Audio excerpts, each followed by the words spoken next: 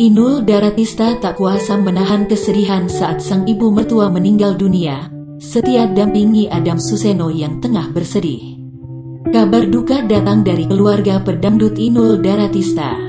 Ibu mertuanya, Yuliani, dikabarkan meninggal dunia pada Rabu, tanggal 1 Desember tahun 2021 kemarin. Meninggalnya ibu dari Adam Suseno membuat Inul absen dari salah satu acara dangdut. Absen dari pekerjaan dipergunakan Inul untuk terus mendampingi sang suami yang tengah bersedih. Tak ketinggalan, Inul juga berdoa agar ibu mertuanya tersebut bisa istirahat dengan tenang. Tak hanya itu, wanita kelahiran Pasuruan, Jawa Timur itu juga mengungkapkan betapa dirinya begitu menyayangi sang ibu mertuanya tersebut.